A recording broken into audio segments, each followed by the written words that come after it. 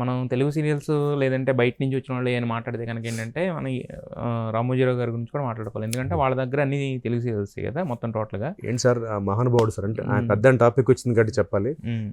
Almost నేను వాళ్ళ దగ్గర ఈటీవీకి 14 చేశానండి, తో కలిపి 14, 45 ఏళ్ల కెరియర్ లో 14 అంటే 10 వాళ్ళ హోమ్ ప్రొడక్షన్, ఒక 4 బయట ప్రొడ్యూసర్లు ఈటీవీకి టెలికాస్ట్ అనేవి.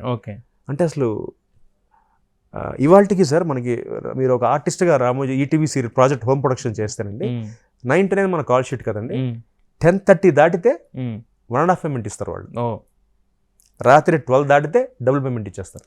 మీరు మాడుకున్న పేమెంట్ అది ఎక్కడ ఉండదు కదా, ఏ ప్రొడక్షన్ హౌస్ అండ్ నేను తీసుకున్నా గర్వంగా చెప్పుకుంటా. ఎలా అంటేనండి వాళ్ళు ఎంత మర్యాద ఇస్తారంటే ఆర్టిస్ట్కి. ఒకసారి నాకు 10:32 అయిందండి టైమింగ్, నేను మేనేజర్ని పిలిచి లాక్ షీట్లో సంతకం పెట్టనన్నా. అంటే మనకు కూడా ఇబ్బంది ఉంటుంది కదా, ఏదో ఒకసారి ప్రతిసారి ఎందుకు లేదా ఒకసారి ఆ రోజు వరుసగా 3 రోజులు లేట్ అయింది, 4 రోజులు 10:32 అయింది. మేనేజర్తో వద్దులే భయ్యా నేను సంతకం పెట్టండి, అయ్యో తిడతారు సార్ పెట్టండి సార్, టైం అంటే టైం సార్ అంటే 10:32 కదా అంటే లేదు 2 నిమిషాలే కదా లేదు సార్ 10:30 దాటితే మాకు రూల్ అండి, ఆర్టిస్ట్ 1.5 పేమెంట్ ఇవ్వాల్సిందే మేము. అంటే చూడండి ఎంత నిబద్ధతగా ఉందారంటే వాళ్ళు. 2 నిమిషాలే కదా అని ఇవ్వనంటారు, వాళ్ళు తీసుకోమంటారు, మర్యాదతో చంపేస్తూ ఉంటారు కదా అంతే. నిజమండి, అంటే వాళ్ళు డిసిప్లైన్ ఆ డిసిప్లిన్ కంటే నమ్మరు. నేను కూడా 2002-2005 మధ్యలో చెప్పాను కూడా చాలా సార్లు, బ్యాక్ టు బ్యాక్ 5 సీరియల్లో హీరోగా చేశాను. అప్పుడు బహుశా నది ఎవరు చేయలేదు ఇప్పుడు. 7, 7:30, 8, 8:30, 9 న్యూస్, 9:30 నేనే లీడ్ అన్నిట్లో. సో ఒక్కొక్కసారి రోజుకి 3 షిఫ్ట్లు పనిచేసామండి, 3 సీరియల్లు వాళ్ళవే, 5 సీరియల్లు వాళ్ళవే. కాసేపు ఫిల్మ్ సిటీ, కాసేపు సైనిక్ పురి, కాసేపు మణికొండ, అలా తిరిగేవాడు ఒక రోజు. అలా నాకు 3 పేమెంట్లు వచ్చాయి, 3 సీరియల్స్ కదా, ప్రొడక్షన్ ఒకటే కానీ 3 వేరే సీరియల్స్ కదా. సో 3 లాక్ షీట్లు ఇచ్చేవారు. ఒకరోజు నేను ఫిల్మ్ సిటీలో ఒక షాటే చేశాను, సంతకం పెట్టలా, వదిలేశానండి. సైనిక్ పురి మాగదర్శి ఆఫీస్కి వచ్చాం, అక్కడ షూట్ చేస్తాను, అక్కడి నుంచి మణికొండ వచ్చా, షూట్ చేస్తా. ఎవ్రీ మంత్ చెక్లు వస్తాయి మనకి కదా, 1 డే ఎక్స్ట్రా యాడ్ అయింది నాకు పేమెంట్లో. నేను అంటే బేసిక్గా నాకేంటంటేనండి, నా కష్టపడ్డ రూపాయి నాది, నేను చాలా క్లియర్గా ఉంటా విషయంలో. నేనే ఎదురు ఫోన్ చేశాను, సార్ ఇలాగ 1 డే పేమెంట్ ఎక్స్ట్రా. నాకు షాక్ అయిపోయారు, ఎవరు చెప్పరండి సార్, నేను కష్టపడ్డా, నా డబ్బులు మీరు ఇచ్చారు, ఈ 1 డే పేమెంట్ ఎక్స్ట్రా అంటే గంటకి మళ్ళీ నాకు అకౌంట్స్ నుంచి ఫోన్ వచ్చింది, సార్ మీరు కష్టపడ్డదానికి ఇచ్చామన్నాడు. అదేంటండి అన్న, మీరు ఫిల్మ్ సిటీలో పలానా రోజు ఒక షాట్ చేశారు కదండి. సరే ఏం మాట, ఒక్క షాట్ చేసి నాకు ఇబ్బందిగా ఉంటుందండి మనసుకి, అంటే కాన్షియస్కి. నాకు ఇచ్చే ఫుల్ పేమెంట్ మీరు ఫుల్ పేమెంట్ ఒక షాట్కి ఇచ్చారంటే ఒకటే చెప్పాడు, సార్ మీరు సైనిక్ పురి నుంచి బయలుదేరి రామోజీ ఫిల్మ్ సిటీకి వచ్చారండి, అక్కడ ఒక షాట్ చేశారు, అక్కడి నుంచి మళ్ళీ మీరు డ్రెస్ చేంజ్ చేసుకుని అక్కడి నుంచి బయలుదేరి పరిగెట్టుకుంటూ మళ్ళీ మీరు సైనిక్ పురి వచ్చి అక్కడి నుంచి మళ్ళీ, సార్ ఇది ఎంత కష్టం కదండి. అంటే నేను అంటే వాళ్ళ కష్టానికి ఇచ్చే వాల్యూ, డెడికేషన్కి ఆశ్చర్యపోయాను సార్. ఓ ఇలా ఆలోచిస్తారా, అందుకే రామోజీరావు గారి సంస్థ అంత గొప్ప సంస్థ ఏమో. అంటే ఆయన ఆలోచించిన మీరు అంటే మొత్తం సంస్థలో ఉన్న వాళ్ళందరూ కూడా ఇలాగే ఉంటారండి. 98లో బాపు గారి భాగవతంలో 500 రూపీస్కి ఫస్ట్ నా కెరీర్ స్టార్ట్ అయింది సార్. నా పేమెంట్ 500 రూపాయలు, అప్పుడు 50 రూపాయలు కన్విన్స్ అండి.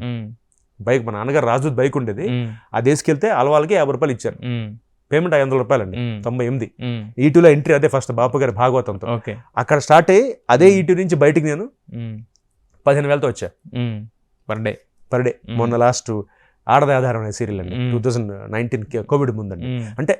అంటే ఒక మనిషిని వాళ్ళే తీసుకొచ్చి వాళ్ళే ఇంట్రడ్యూస్ చేసి నా మార్కెట్ వాల్యూని ఎంత పెంచారంటే అండి, ఈ రోజు గర్వంగా చెప్పుకుంటా, కౌశిక్ అనేవాడు ఇంతమంది తెలుగు ప్రేక్షకులు ఆదరిస్తున్నారంటే దానికి కేవలం మేజర్ కాంట్రిబ్యూషన్ ఈటీవీ అండి, రామోజీరావు గారు, అలాగే సుమన్ గారు. ఈటీవీ గురించి ఇంత చెప్పుకొచ్చారు, అక్కడ ఇంత కంఫర్ట్స్ ఉన్నాయి, మీకు ఇన్ని సీరియల్స్ చేసిన, మరి అలాంటి మీకు ఈటీవీలో ఎందుకు బ్రేక్ వచ్చింది? బ్రేక్ అంటే సార్ నేను తీసుకోవాల్సి వచ్చింది. అంటే ఓ చిన్న, అంటే ఆ టైంలో సినిమాలు ట్రై చేద్దాం అనుకుని కొన్ని రోజులు రేడియోకి పనిచేసాం. మళ్ళీ నేను బ్రేక్ వచ్చాక 2000 అంటే బ్రేక్ అని నేను సినిమాల్లో ఫుల్ ఫ్లెడ్జ్గా దిగుదామని డిసైడ్ అయిపోయాను సార్. అందుకని ఒకేసారి అక్కడ గ్యాప్ ఇచ్చేసి టోటల్గా మానేసాలి, ఏం చేయాలి. ఒక 10 months 1 year ఏం చేయకుండా బిగ్ ఎఫ్ఎంలో ఆర్జేగా జాయిన్ అయ్యా. అంటే ఏదో చేంజ్ చేద్దాం అంటే సినిమాలు ట్రై చేద్దాం వెళ్ళాను సార్, వర్కౌట్ అవ్వాలి.